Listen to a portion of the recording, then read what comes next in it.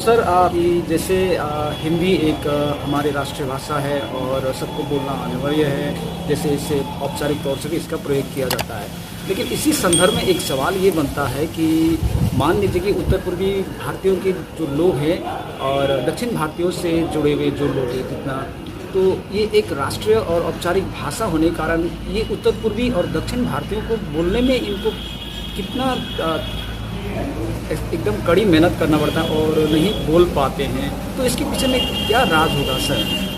एक तरह से उत्तर भारत का जो ये है क्षेत्रीय भाषा है, और इस क्षेत्रीय भाषा होने के कारण ये हमारे उत्तर पूर्वी भारत में अधिकतम विकास की ओर जा रहा है। लोग इसे समझ रहे हैं, लेकिन दक्षिण भारतीय लोगों को समझने में सिद्ध शब्दकोशों के कारण परेशानी हो रही है। इसलिए शब्द के भाव मूल, जब वह शब्द के मूल, तब उन्हें यह समझ में आएगा कि अरे हिंदी इतनी सरल भाषा है जिस भाषा की ओर हम अग्रसर नहीं हो पाए हैं। अब भी हमें हिंदी भाषा की ओर अग्रसर होना चाहिए। इसलिए मैं सभी भारतीय लोगों से आग्रह करता हूं कि हिंदी भाषा को समझें, हिंदी भाषा को पढ़ें, उसे अपने जीवन में लाने का प्रयास करें।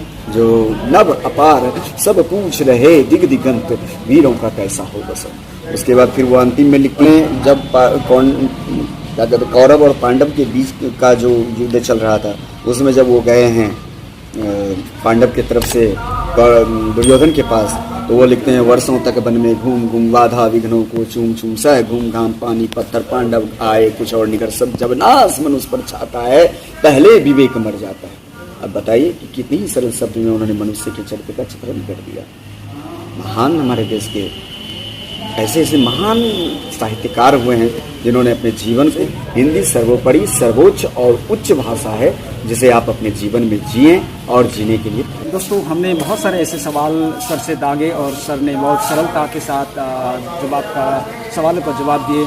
तो वैसे भी अगर हम हिंदी भाषा विषय वस्तु पर चर्चा करते हैं तो हर चीज़ों का एक बारीकी होता है और उसके साथ साथ इसको बनाए रखना और आगे भविष्य तक बनाए रखने के लिए एक प्रयास तो होना चाहिए। तो फिर अंतिम में हम सर से एक सवाल करते हैं, ये अंतिम सवाल रहेगा और सवाल ये है सर कि जैसे ये भाषा बुनियादी चीज़ें हैं जो हर लोग इसको प्रयोग करते हैं और इसको एक औपचारिक और राष्ट्रीय भाषा भी इसको मान्यता दिया है, और हम जानना चाहेंगे कि आपकी तरफ से कि आप सरकार और प्रशासन, ऐसे बहुत सारे जो संस्थाएं हैं, इस हिंदी भाषा को बनाए रखने के लिए आपकी तरफ से व्यक्तिगत सुझाव सरकार प्रशासन और ऐसे जो भी एनजीओ होता है, इनकी आपका क्या सुझाव रहेगा सर?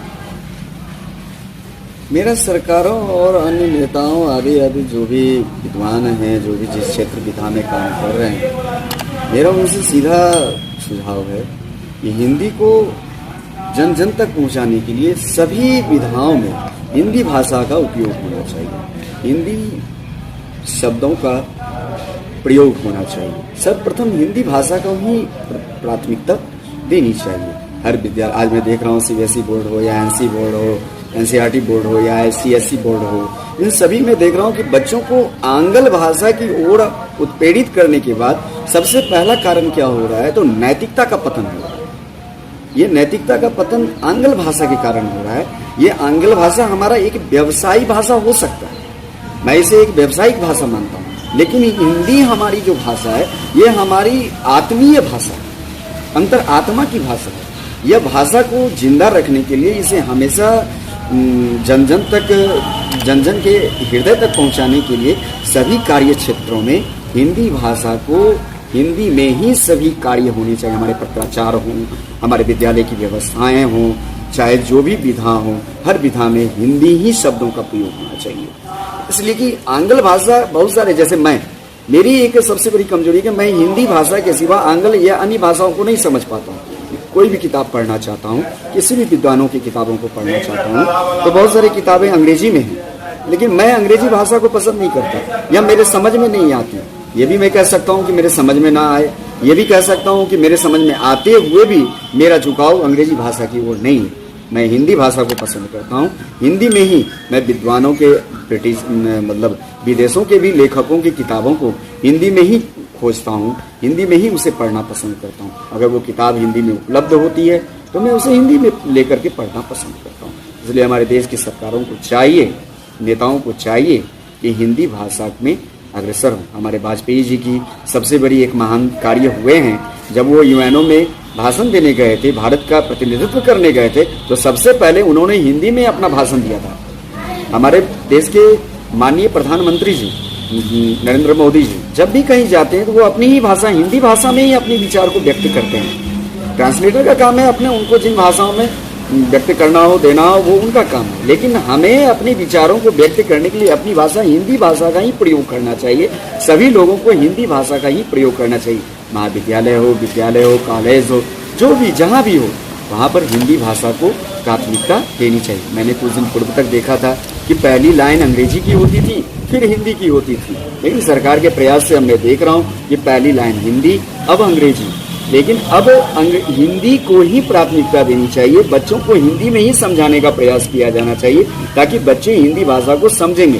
हाँ, अंग्रेजी को मैं ये नहीं कहता कि अंग्रेजी भाषा गलत है, लेकिन अंग्रेजी भाषा एक हमारा एक व्यावसायिक भाषा हो सकती है, मेरे चरित्र का निर्माण नहीं कर सकती। हमारे चरित्र का निर्माण एक हिंदी भाषा ही, हमारी मातृभाषा ही हमारे चरित्र का निर्माण कर सकती है। इसलिए हमें अपनी भाषा को समझना चाहिए। चरित्र का निर्माण करने के लिए, देश का निर्माण करने के लिए, देश का विकास करने के लिए छोटे छोटे कस्बों में जाइए, छोटे छोटे गाँवों में जाइए, उन्हें आप पूछेंगे एप्पल, तो उसे नहीं पता है कि एप्पल का मतलब क्या होता है। आप उसे जब कहेंगे सेब, तो वो बोलेगा हाँ सेब फल है, वो समझता है। अब बहुत सारी भाषाएं हैं, बहुत सारे ऐसे शब्द हैं जो हमारे किसान, हमारे गांव के गरीब गुरबा महिलाएं नहीं समझ पाती हैं और ठगी का शिकार भी हो जाता है। सबसे पहली बात यह है कि लोग अंग्रेजी भाषा के कारण ठगे भी जा रहे हैं। बहुत ठगी हो रही है, बहुत करप्शन हो रहा है। इसलिए कि हिंदी भाषा लोग समझ सकते हैं, एक दूसरे से पूछकर उसके बारे में विचार विमर्श कर सकते हैं। लेकिन जिसे अंग्रेजी समझ में नहीं आ रही है, हमारी माँ अंग्रेजी भाषा समझती ही नहीं है, तो मैं उसे कैसे समझाऊंगा। मैं विदेश से पढ़ करके आया और अपनी माँ के पास गया और उसे माँ को अंग्रेजी में बोलने लगूंगा तो मेरी माँ कहाँ से समझेगी, मैं कैसे उन्हें समझाऊंगा, यह संभव है। इसलिए हिंदी भाषा को प्राथमिकता हमेशा रखनी चाहिए। अंग्रेजी आंग्ल भाषा व्यावसायिक भाषा हो सकती है, व्यावसायिक है, इसे मानना चाहिए, मानते भी हैं। यह कोई जरूरी नहीं है कि अंग्रेजी भाषा आनी ही चाहिए, यह कोई जरूरी नहीं है कि अंग्रेजी भाषा के बिना हमारा जीवन नहीं चल सकता, ये कोई जरूरी नहीं है। लेकिन हमारी मतलब मातृभाषा और हिंदी भाषा के बिना हमारा जीवन चलना भी कठिन हो जाता है। इसलिए कहीं कहीं ऐसा होता है कि हिंदी भाषा को समझाना सरल होता है, कहीं अंग्रेजी भाषा को समझाना कठिन होता है। इसलिए गांव देहातों में जो लोग रहते हैं, हमारा गांव, हमारा देश जो है कृषि प्रधान देश है, गांव का देश है, जहां लोग अभी भी अपनी मातृभाषा और हिंदी भाषा का प्रयोग करते हैं, उसे समझते हैं, समझाते भी हैं। अंग्रेजी भाषा उन्हें समझ में नहीं आती, इसलिए उन्हें हिंदी भाषा में ही हमारे देश की सरकारों को आगे आना चाहिए, वहाँ तक समझाना चाहिए, उनको समझना चाहिए कि हमारा देश जो है गांव का देश है। हमारे देश में 80% गांव हैं, लोग ग्रामीण क्षेत्र में आते हैं, वहाँ के लोगों को अंग्रेजी में नहीं कुछ कर पाते हैं, ना ही कुछ समझ पाते हैं। लोग उन्हें बेवकूफ़ बनाकर चले जाते हैं, मूर्ख बनाकर चले जाते हैं। इसलिए हिंदी भाषा में वो कम ही ठगी का शिकार होते हैं, यह भी एक कारण होता है। इसलिए ये मैंने एक राजनीतिक स्तर से कहा, ठगी एक विषय है, लेकिन चूंकि अपने विचारों को व्यक्त करने के लिए हमारे गांव के लोग, ग्रामीण जीवन के लोग अपनी मातृभाषा और हिंदी भाषा का प्रयोग करते हैं। इसलिए भारत सरकारों को, अन्य सरकारों को भी चाहिए कि हिंदी भाषा में ही हिंदी भाषा को प्राथमिकता दे, देश विदेश तक हिंदी भाषा को पहुँचाए, हिंदी भाषा में किताबों का संकलन हो, सभी विधाओं में, सभी शिक्षा शैक्षणिक जो व्यवस्था है, हर जगह हिंदी भाषा का प्रयोग हो। अंग्रेजी भाषा होनी चाहिए, मैं ये नहीं कहता अंग्रेजी भाषा नहीं होनी चाहिए, होनी भी चाहिए। अंग्रेजी भाषा समझानी चाहिए, लिखानी चाहिए, लोगों तक पहुंचानी चाहिए। जो समझने के लिए तैयार है उन्हें समझाना चाहिए, लेकिन प्राथमिकता हिंदी को ही होनी चाहिए। ये मेरे अपने विचार। तो खैर दोस्तों, कि अंतिम में ये सवाल था कि जैसे हिंदी भाषा बुनियादी है, इसको सबसे ज़्यादा मात्रा में क्या होता है कि प्राथमिकता के साथ जो सर ने कहा और इसको बारीकी से बनाए रखना यानी कि बरकरार रखना होता है। तो सबसे पीछे इसमें लोगों के, जनताओं के साथ साथ सरकार का सबसे बड़ा हाथ होते हैं और सरकार के पास बहुत सारे ऐसे साधन होते हैं संसाधनों के जरिए इस भाषा को कैसे बनाए रखें। हो सके एक व्यक्ति विषय के ऊपर में बहुत सारे ऐसे भाषाओं का ज्ञान हो सकता है, वो फराठीदार बोल सकते होंगे लोगों के बीच में, लेकिन अपना मातृभाषा ये होता है जिसको नहीं भूलना चाहिए।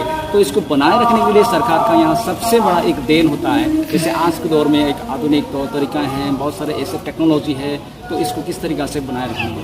तो अंतिम में सर से हम गुजारिश करते हैं कि ये जो आज का वार्तालाप है, जैसे मैंने सर से हल्का सा एक अप्रोच किया था तो उन्होंने बोले कि ठीक है, उन्होंने मंजूर किया। तो सर का बहुत सारे ऐसे दोस्त हैं जो अभी मैंने सर से पहले बहुत सारे लोगों से मैंने गुजारिश की, लेकिन उन्होंने बहुत टालते हुए बोला ठीक बात है। बात यही है कि कैमरा के सामने में चाहे आप हिंदी में हो या कोई भी आप जो भाषा फराठीदार बोल सकते हैं, उसमें आपको बोलना बहुत दिक्कत होता है। ठीक, तो मुझे लगता है कि उसका असहजपन भी हो सकता होगा। तो ठीक है दोस्तों, ये आज का वार्तालाप का जो संदर्भ रहा आपको कैसे लगा आप कमेंट बॉक्स में लिखिएगा। लोग अक्सर ज़्यादातर मेरे ईमेल में ही लिखते हैं बहुत बढ़िया है। तो मेरा ये अपेक्षा था कि ये जो इंटरव्यू यानी कि वार्तालाप का हिस्सा को, संदर्भ को मैं अंग्रेज़ी भाषा में उतारूं।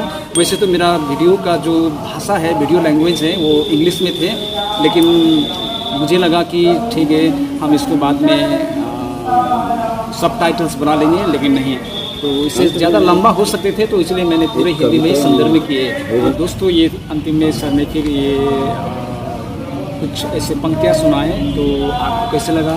तो अंतिम में सारे दर्शकों को मेरा ये गुजारिश है, दर्शकों के साथ साथ जितने भी जो हिंदी प्रदेश से जुड़े हुए, जैसे बिहार, उत्तर प्रदेश, हरियाणा, झारखंड, जितना भी लोग हैं, आप इस वीडियो को अगर पहली बार देख रहे हैं तो इस चैनल को सब्सक्राइब करें और लाइक्स कमेंट हो सके तो आपका जितना भी माइक्रो ब्लॉग्स है उसमें शेयर करें और इस चैनल पे बने रहें। और अंतिम में यही है कि इस संदर्भ को यहीं पर विराम करते हुए हम सभी दर्शक के साथ विदा लेते हैं और मिलते हैं अगले ऐसा ही कुछ वार्तालाप के संदर्भ का वीडियो से। ठीक है, तब तक बने रहें।